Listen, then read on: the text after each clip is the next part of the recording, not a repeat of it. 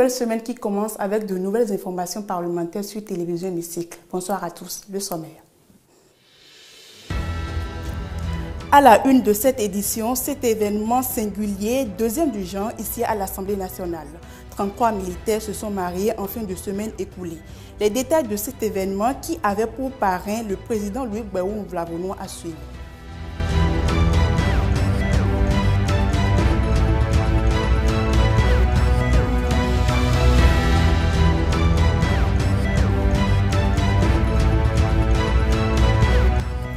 À suivre également un dossier consacré à la direction de la questure.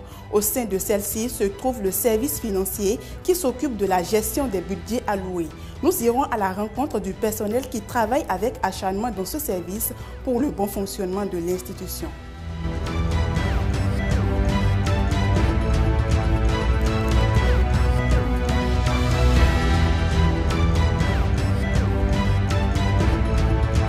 La page magazine du jour nous amène au cœur de la capitale du Bénin, Porto Novo, l'une des villes avec une architecture particulière, mais surtout les habitations bioclimatiques.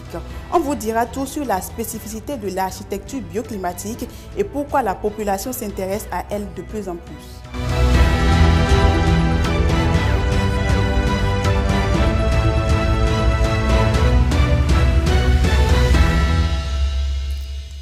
Bienvenue à chacun et à tous. Démarrons ce journal par cette audience que le président de l'Assemblée nationale a accordée ce matin à Dondi Nyamon.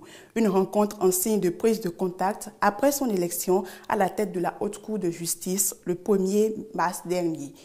Plusieurs sujets ont été abordés par les deux hommes. Latif Boni lui a tendu le micro à sa sortie d'audience. C'est une visite qui me permet de rencontrer le président de l'Assemblée nationale en tant que l'une des grandes personnalités de l'État pour le remercier de son soutien au moment des élections. Il ne vous aura pas échappé que si je suis à la Haute Cour de justice, c'est parce que je suis à la Cour constitutionnelle et que j'ai été proposée à la Cour constitutionnelle par le bureau de l'Assemblée nationale. Donc, il me semblait important d'abord de remercier la représentation nationale pour cette promotion qu'elle m'a faite et ensuite en tant que président de la Haute Cour de justice présenter mes civilités. Donc c'est une visite de courtoisie. La Haute Cour de justice ne fonctionne pas sans l'Assemblée nationale. C'est l'Assemblée nationale qui vote l'acte de poursuite, c'est l'Assemblée nationale qui vote l'acte d'accusation. Donc vous imaginez bien qu'il est impossible pour la Haute Cour de justice d'avoir à fonctionner sans cette représentation nationale. Donc c'est dans ce sens-là que la place de la haute juridiction auprès de la représentation nationale est importante. On juge des membres de l'exécutif, c'est des fonctions éminemment politiques, des fonctions éminemment essentielles dans l'État. Il est donc important qu'il y ait une forme de connexité entre ceux qui décident pour le compte de la nation et ceux qui sont censés les juger. Il y a les sujets plus importants qui ont été débattus sur une éventuelle collaboration entre l'Assemblée nationale et la Haute Cour de justice en termes de discussion sur la redevabilité des exécutifs. Je sors de cette rencontre assez confiante du soutien que nous offre le président de l'Assemblée nationale. C'est pour moi un grand honneur et en même temps une responsabilité, puisque quand vous avez un éminent personnage de l'État qui vous accorde sa confiance, vous ne pouvez que faire tout pour honorer cette confiance-là. Donc il y a d'abord cette ambiance de sérénité qui aura caractérisé notre rencontre, parce que le président de l'Assemblée nationale a eu à cœur de nous mettre à l'aise et en confiance. 33 militaires du groupe de sécurité de l'Assemblée nationale ont simultanément scellé leur union avec leurs conjointes devant le maire vendredi dernier. Un mariage groupé de ces couples sous le parrainage du président de l'Assemblée nationale qui s'est déroulé sur l'esplanade extérieure du Parlement. Plusieurs autres personnalités y étaient aussi. Reportage. Esplanade extérieure de l'Assemblée nationale. Une cérémonie chargée d'émotions ce vendredi. Des frères d'armes célèbrent l'union et l'amour dans une ambiance à la fois martiale et enjouée.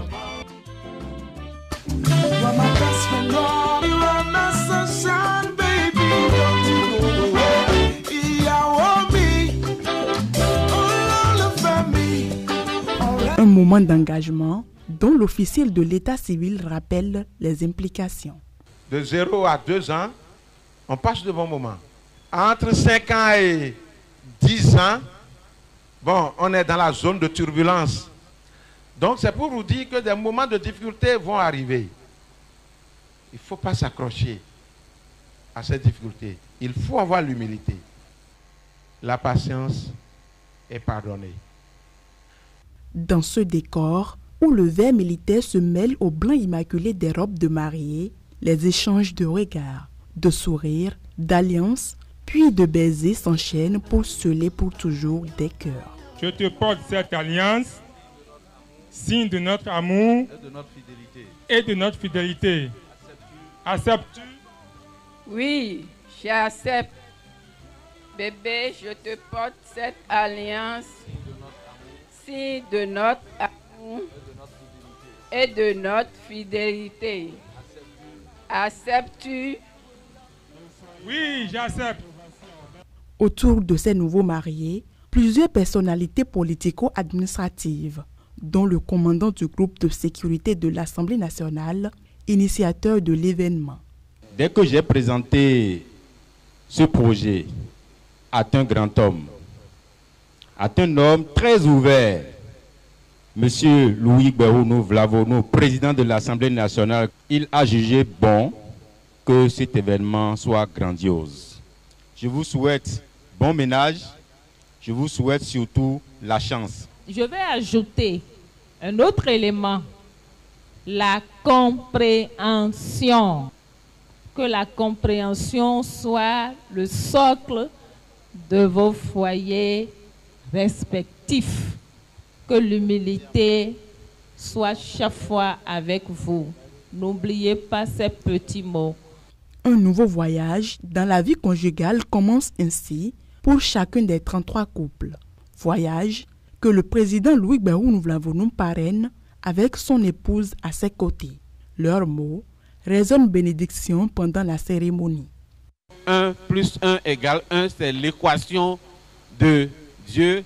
C'est en vertu de ce théorème que je voudrais que le premier 1 qui a pris la parole pour le deuxième 1 là, c'est cette deuxième personne là qui va parler pour vous donner des conseils parce que vous m'avez toujours entendu tous les lundis.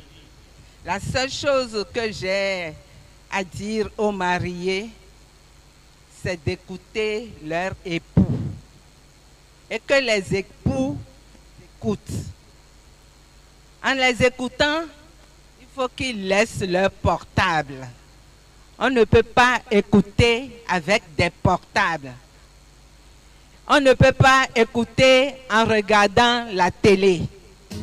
Une vie faite d'aventures partagées et des défis à surmonter main dans la main revêtent d'une importance capitale pour ces soldats dont la vie est souvent rythmée de missile. Sur un autre sujet à présent, un séminaire d'imprégnation et d'appropriation du projet de loi sur l'urbanisme en République du Bénin s'est tenu à Zivier, dans la commune d'Aboum-et-Calavi en fin de semaine dernière. Cet atelier vise à faire comprendre le dit projet de loi aux députés. Les travaux ont été lancés par le président de l'Assemblée nationale, Estelle Dopono, pour le compte-rendu.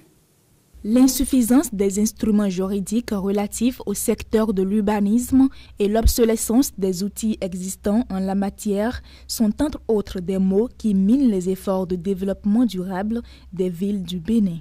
C'est la raison qui a réuni dans cette salle députés, cadres parlementaires et cadres du ministère en charge du cadre de vie. Il a été constaté que depuis 1960 jusqu'à aujourd'hui, les lois ont été votées, mais c'est sur des domaines non précis. Je vais prendre par exemple le code foncier, le code sur l'organisation de faune et des flores, mais il n'y a pas une loi qui parle de l'organisation de l'urbanisme en République du Bénin. Si bien que les gens construisent en désordre, sans permis d'habiter, ou bien tu vas faire une construction datant plus de 30 ans, quelqu'un va venir de l'extérieur et dit que c'est ton papa ou bien son aïeul a vendu ça à tel, on va te dire de démolir. C'est sur laquelle des désagréments à la population et le ministère a vu maintenant, il faudrait que tout cela soit cadré dans une loi. Et c'est ce que nous venons de faire aujourd'hui. Pour le ministère du cadre de vie en charge du développement durable, le présent séminaire s'avère salutaire en raison de l'opportunité qu'il offre au cadre ministériel de partager avec la représentation nationale les grands défis dans le secteur de l'urbanisme. Le souhait du ministère du cadre de vie et des transports est qu'à travers cette journée d'échange, chaque participant puisse apporter à travers son expérience et son domaine de compétences des solutions simples et concrètes en vue de l'amélioration du document soumis à votre appréciation. Occasion pour le président de l'Assemblée nationale de dire non seulement sa gratitude au ministère pour l'accompagnement, mais aussi et surtout pour sa disponibilité à s'accorder sur la nécessité de doter le Bénin d'un arsenal juridique dans le domaine de l'urbanisme. L'industrialisation, la croissance des activités économiques, les changements sociaux et culturels ont été des facteurs déterminants des ruées humaines de la campagne vers les zones urbaines. Il s'ensuit alors la nécessité de repenser notre politique d'urbanisme.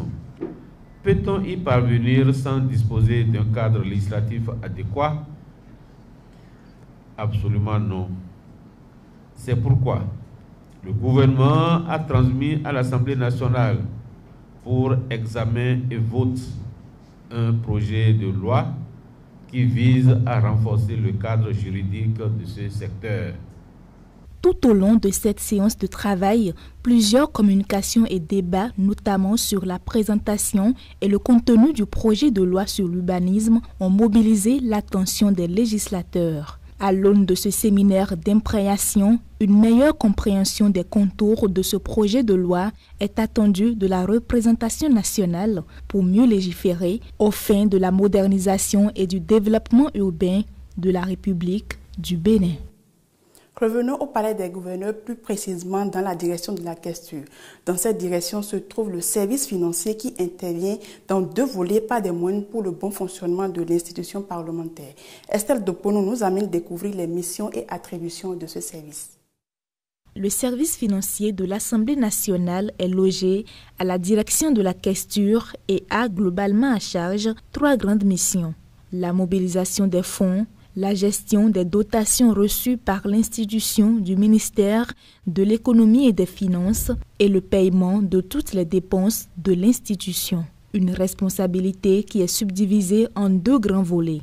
Pour ce qui concerne le volet recettes, nous travaillons directement avec le ministère de l'économie et des finances pour ce qui concerne les dotations, c'est-à-dire les crédits mis à la disposition de l'Assemblée nationale par le gouvernement, et également les recettes extraordinaires, c'est-à-dire les appuis des partenaires techniques et financiers et les autres recettes que nous recouvrons directement ici. En marge du volet recettes, il y a également la phase des dépenses dont la procédure d'exécution se déroule en 4 étapes. C'est à ce niveau que le service financier travaille en étroite collaboration avec le service du budget et de la comptabilité administrative, tous sous la tutelle de la direction de la questure. Après l'engagement, la liquidation, l'ordonnancement intervient la phase de paiement. Et les 3 premières phases sont exécutées par le service du budget et nous intervenons à la dernière étape, c'est-à-dire l'étape de paiement. Et l'étape de paiement fait suite aux 3 premières étapes et nous vérifions d'abord en ce qui concerne la régularité. Nous vérifions tout ce que le service du budget a eu à faire et lorsque c'est régulé, lorsque ce contrôle est satisfaisant, maintenant, nous passons à la dernière étape qui est l'étape de paiement. Dans l'exécution de ces tâches, le chef du service bénéficie de l'appui de 3 divisions. La division mobilisation des ressources et opérations judiciaires, la division caisse et la division production de comptes de gestion. Chacune de ces divisions a des rôles bien précis.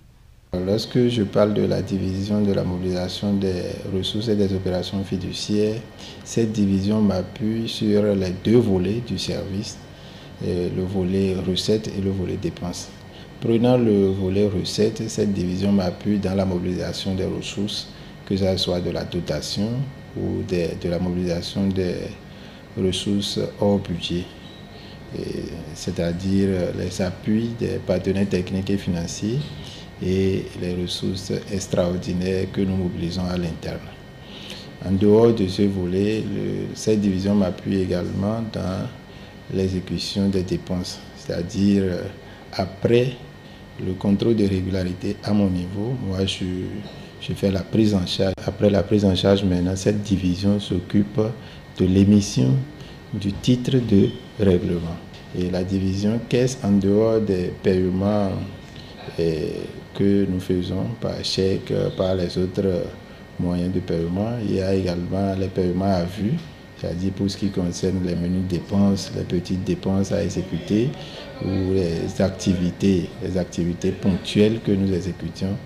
Pour ce qui est de la division production de comptes de gestion, elle s'assure de ce que les 3 premières étapes de l'exécution d'une dépense publique sont faites dans les règles de l'art avant la dernière phase qui est celle du paiement.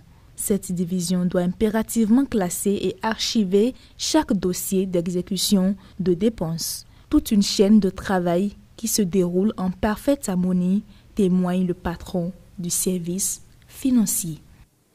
Parlons maintenant de l'intelligence artificielle qui évolue à grands pas dans le monde. L'Union européenne a décidé de mettre une restriction à son usage avec un dispositif législatif dont le but est de l'encadrer. Une loi a été adoptée à la majorité des europarlementaires. Suivons ensemble. Vote is closed. And it is adopted. Congratulations on this seminal work. Le texte a été voté par une large majorité des eurodéputés. Malgré l'ambiance électorale qui plombe tout débat, les différents partis ont semblé taire leurs divergences. 523 voix pour et 46 voix contre. La loi vise à protéger les droits et la sécurité tout en soutenant l'innovation. C'est la première loi contraignante au monde sur l'intelligence artificielle. Les débats sur la réglementation de l'intelligence artificielle ne sont pas nouveaux. D'ailleurs, le projet de loi avait été présenté par la Commission européenne début 2021.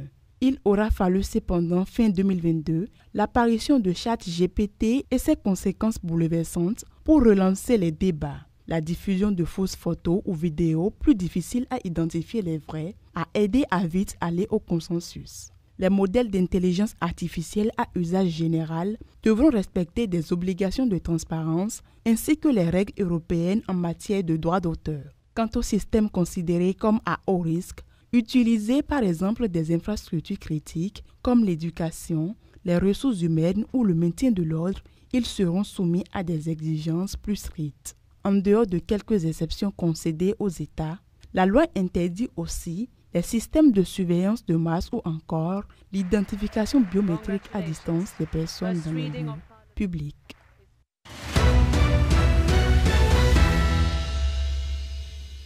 Dans la revue de presse du jour, on revient sur le mariage groupé du vendredi dernier, mais aussi sur le code électoral dont la modification continue d'inspirer la presse nationale.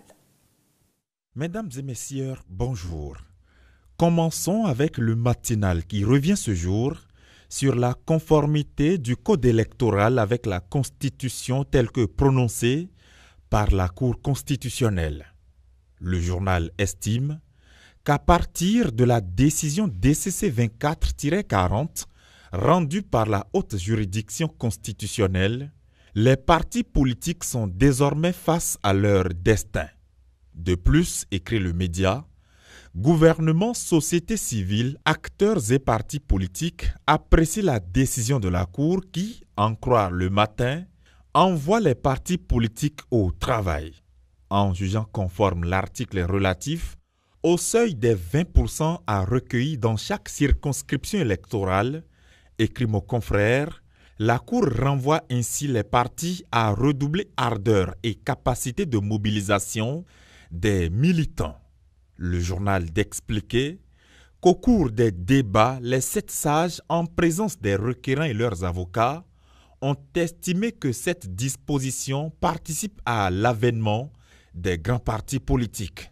Or, informe la Tribune de la capitale, pendant ces débats, l'ensemble des requérants, députés comme citoyens ou juristes, ont succinctement attaqué, entre autres, la création de zones de compilation avec des coordonnateurs d'arrondissement supplémentaires dans les arrondissements ayant plus de 100 postes de vote, la non-exécution de la décision DCC 24-001 du 4 janvier 2024 demandant aux députés d'établir la légalité du pouvoir de parrainer, l'article 133 nouveau du Code électoral qui oblige le député à ne parrainer qu'un seul candidat désigné par son parti politique et l'accord de gouvernance instauré par le nouveau texte.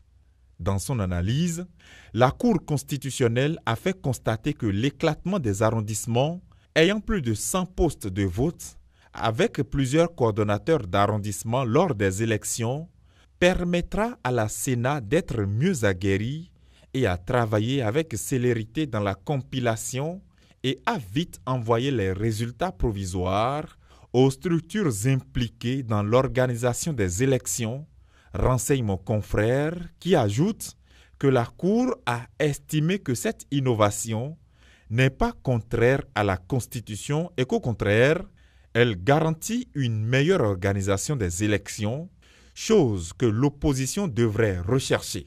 Bénin Intelligent reste sur le même sujet et s'intéresse à la question du parrainage qui, en croire le journal, fait partie des points chauds de discorde.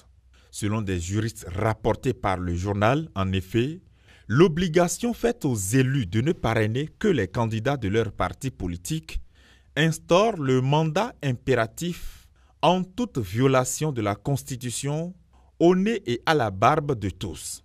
Le journal s'appuie donc sur la décision de la Cour et martèle rouge sur blanc à sa manchette que le parrainage n'entraîne ni un mandat impératif ni une confiscation du pouvoir. L'événement précis donnera alors la parole au secrétaire général adjoint et porte-parole du gouvernement qui conclut le débat en disant, je cite, « La Cour a dit le droit. Cette loi structure autrement la scène politique. » Finissons avec Le Matin qui informe de la tenue d'un mariage groupé de 33 couples dans les forces de défense et de sécurité ce vendredi à l'Assemblée nationale.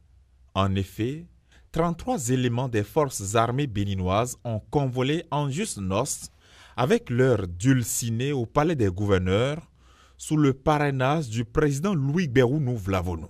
Des unions scellées par le maire de Porto Novo en qualité d'officier d'état civil sous le regard de la préfète de l'Ouémé, du commandant du groupe de sécurité de l'Assemblée nationale et bien d'autres, renseigne le journal. Heureux ménage donc aux nouveaux mariés.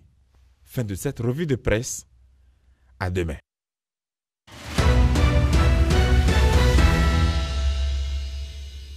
Je le disais en début d'édition, la capitale du Bénin est une ville avec une architecture particulièrement marquante. Une architecture qui, en plus de sa vue par endroits rouge vif, se fait bioclimatique. Entre Porto Novo et l'habitat qui respecte l'environnement, une histoire d'amour. Un magazine de Latif Boni.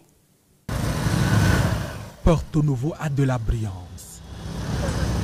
Brillance d'une teinte devenue une marque. Partout de la latérite, révélatrice d'un retour vers les vertus architecturales endogènes. Couleurs vives et fortes, raffinées pour traduire l'attachement de la capitale au bioclimat. Porto-Novo a toujours été bioclimatique parce que les gros investissements en tout béton n'ont pas été très importants dans la ville. Et la couleur rouge n'est pas seulement la couleur de l'habitat bioclimatique. L'habitat bioclimatique peut avoir n'importe quelle couleur, tout dépend des revêtements qu'on fait. Mais on utilise la terre latéritique qui a la particularité d'être de couleur rouge pour en tirer le meilleur parti par rapport à la climatisation naturelle des bâtiments et gratuite, la résistance au feu, la résistance aux balles et les meilleures radiations pour la santé humaine. Porto-Novo et l'habitat bioclimatique, une histoire de belles amours. Histoire qui s'inscrit dans la lignée des villes, pleines de joyaux architecturaux. Durant toute la période coloniale, toutes les gares, OCBN, le lycée Béhanzin, le palais des gouverneurs, tous les bâtiments coloniaux sont en matériaux naturels. Les bâtiments construits par les Blancs qui nous ont colonisés sont en matériaux naturels et pleins de bon sens. Le palais de Versailles, le château de Versailles à Paris est en terre. Ça tient depuis plus de 500 ans. Donc, ce n'est pas les matériaux, c'est le savoir-faire, tout simplement, qu'il faut y mettre. Et si, durant toute la période coloniale, les bâtiments officiels ont été construits, même les résidences privées ont été construites en pierre, en terre et en tuiles, qui nous a inventé le tout béton carrelé après les indépendances? C'est ça qu'on va se demander, moi je ne sais pas. Porto-Novo, une ville singulière qui force le passant et le touriste à reviser son vocabulaire de l'habitat bioclimatique. Un habitat bioclimatique, c'est un habitat qui tient compte du climat, qui tient compte des avantages du climat pour en tirer parti, qui tient compte des inconvénients du climat pour les atténuer et qui permet aux populations d'avoir des bâtiments ou des habitats construits avec des matériaux pris dans leur environnement. Dans un monde qui s'interroge sur la décarbonisation, Porto-Novo est un message d'espoir. Espoir d'une possible ville verte en construction qui a déjà trempé ses racines dans la jarre des savoirs architecturaux endogènes. Il n'y aura pas de solution au changement climatique sans la décarbonation de l'architecture et retourner à des choses plus simples, plus naturelles. La pierre, on ne la fabrique pas. On la prend juste et on la pose pour faire des fondations éternelles. La terre, elle est là, elle est disponible sur 90% de notre pays. Retourner vers nos grands-parents, nos ancêtres, qui ont su utiliser ces matériaux pour régler leurs problèmes. Et nous avons aujourd'hui la technologie, nous avons les connaissances, nous pouvons faire mieux que nos ancêtres. Un retour nécessaire dont les populations détiennent la clé, assure l'architecte. Les procédés sont connus. Les bonnes femmes de Sey savent comment on fabrique déjà, elles ont fabriqué beaucoup de choses. Nous savons depuis des années comment on transforme ça en briques qui puissent durer des centaines d'années. Donc les procédés sont connus. Depuis le 20 janvier 2023, les autorités étatiques et communales pilotent le projet Ville verte. Un pas de plus pour une ville qui, bien qu'étant tournée vers la modernité, reste attachée aux valeurs traditionnelles de respect de l'environnement. Fin de ce journal. Merci de nous avoir suivis. Au revoir.